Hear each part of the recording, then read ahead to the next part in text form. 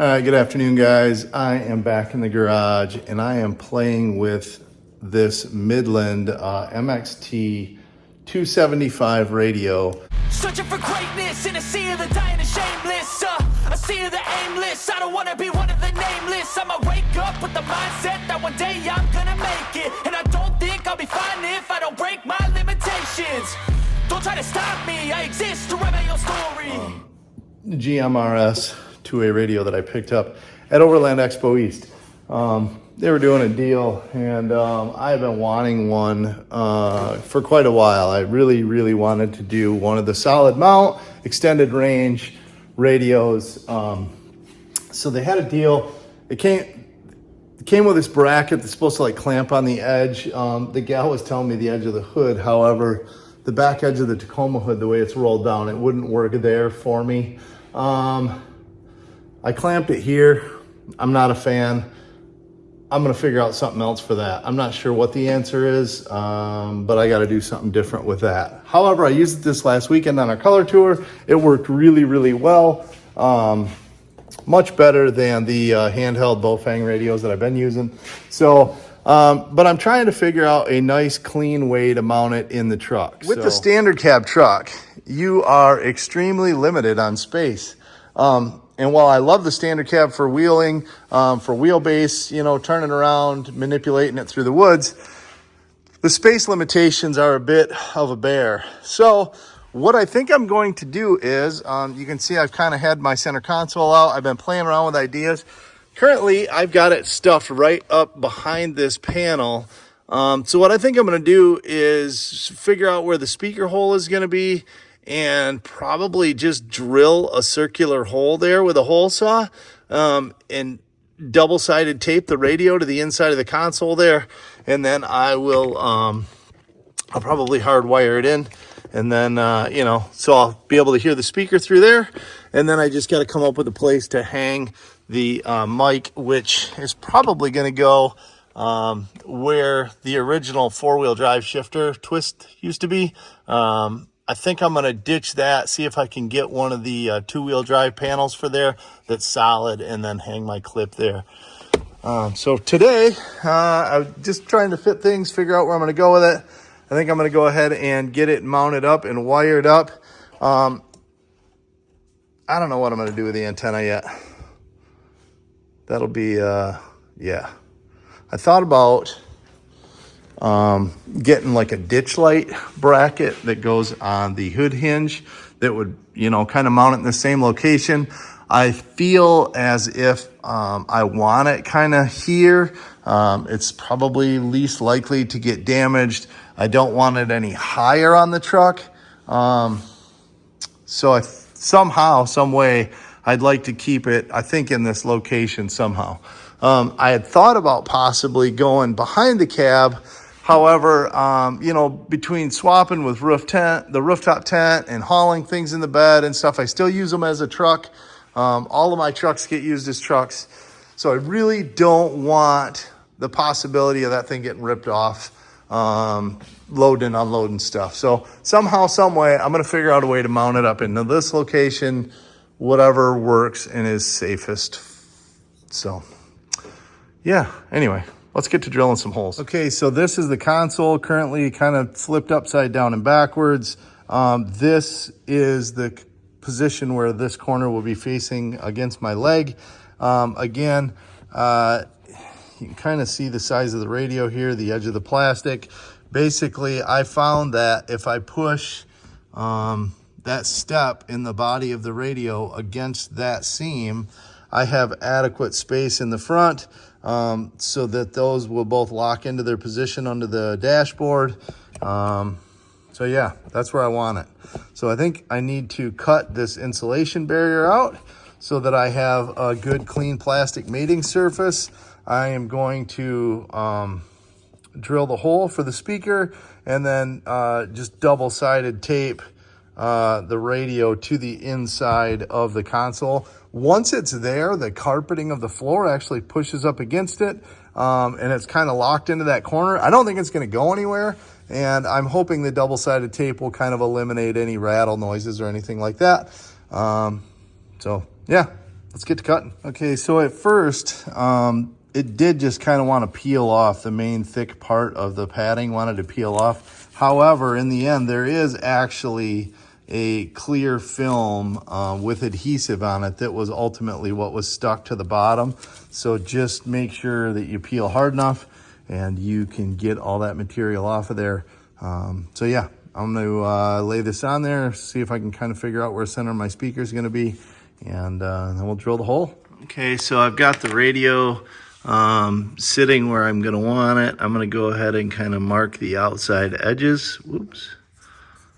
Mark the outside edges of the radio, and then flip it over, and that'll give me a reference point as to where exactly the speaker hole is going to be drilled.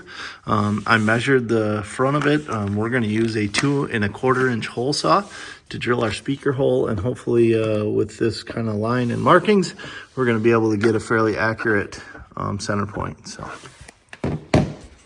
All right, so there's my hole and the radio, and I'll grab some double-sided tape, but ultimately, yeah, I should be able to mount it right up. It'll fill in that void just perfectly, and yeah, make the connections, slide the console back in. That should be cool. All right, so I was out, so I picked up some of the 3M double-sided tape, same stuff we used to hold the fender flares on. If you watched my videos of Overland Expo East. So I'm going to clean the surface of the radio body and then the surface on the inside of the console where I'm going to stick it to, and then we're going to just probably put tape on all 4 sides just so we don't have any rattles against the plastic with that.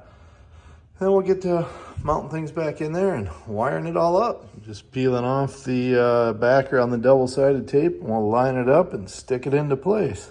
All right, and just like so, we've got it mounted into place. It's stuck there pretty good. Like, I can bounce it around and stuff. It shouldn't go anywhere. So, yeah, awesome.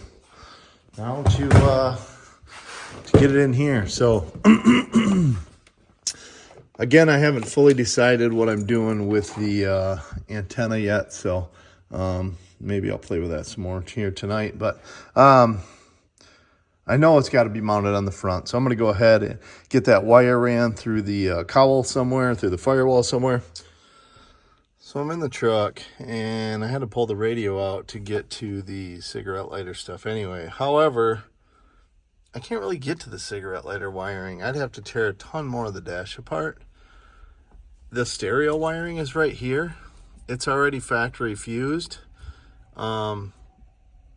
There's the yellow wire, which, so I've got an aftermarket harness here for my aftermarket radio. The yellow wire is your switched power. There's a ground here. It doesn't make sense not to just use this. I'll make my connections, of course, and then I'll test it, but this should work adequately for what we're trying to do. So I screwed up.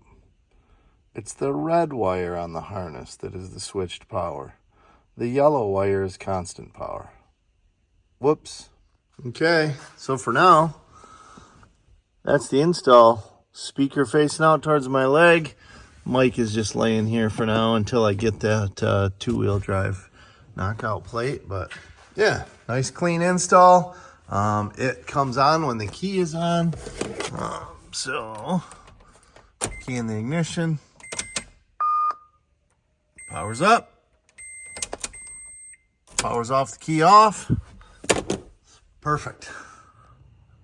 All right, so after playing with my antenna some more, trying to figure out exactly what I want to do with it, I've seen some different ideas for brackets. They make some brackets that mount to the hood hinge and kind of pop off and give you something right here.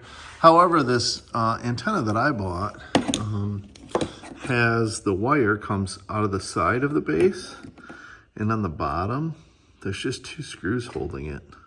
So I think I am going to mount it on that lip.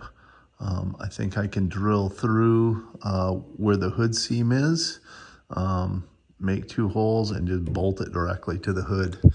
I think that's going to work out just great. I don't have to build any fancy brackets. I don't have to do anything else.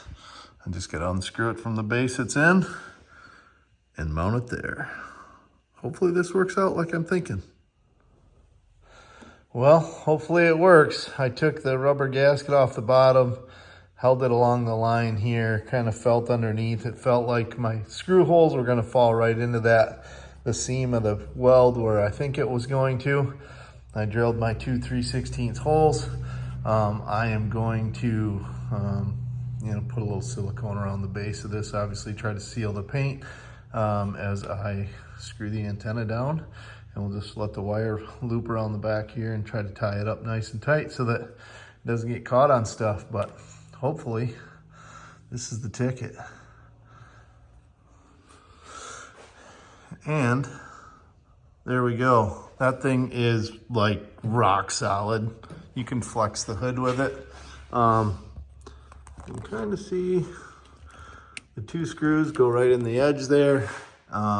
They were just long enough to screw right into the base.